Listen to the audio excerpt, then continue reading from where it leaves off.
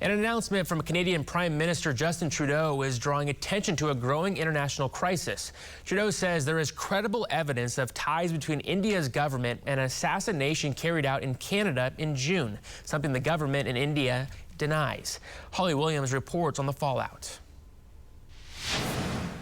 Hardeep Singh Nijjar was a Canadian and a prominent Sikh leader, shot dead by two masked gunmen in British Columbia this past June. The Sikhs are a religious minority in India, and Nijjar was a supporter of a separate state for members of the group. His killing sparked protests by Sikhs in Canada who blamed the Indian government for his murder. Now the Canadian government has responded by expelling a senior Indian diplomat. Canadian security agencies have been actively pursuing credible allegations of a potential link between agents of the government of India and the killing of a Canadian citizen, Hardeep Singh Nijjar.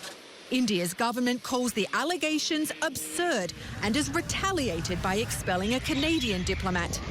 Assassinations carried out by foreign governments and their agents typically draw a punitive response. The US imposed sanctions when a Saudi Arabian journalist, Jamal Khashoggi, was murdered inside the Saudi consulate in Istanbul, Turkey in 2018. And America also sanctioned Russia over the poisoning and attempted poisoning of the Kremlin's enemies residing in the UK, though Moscow denies any involvement. Canada's Prime Minister says the country's sovereignty is at stake. Let us remain calm and steadfast in our commitment to our democratic principles and our adherence to the rule of law. This is who we are and what we do as Canadians. There are also economic consequences to this.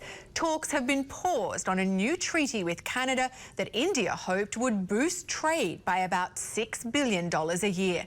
Holly Williams, CBS News, London.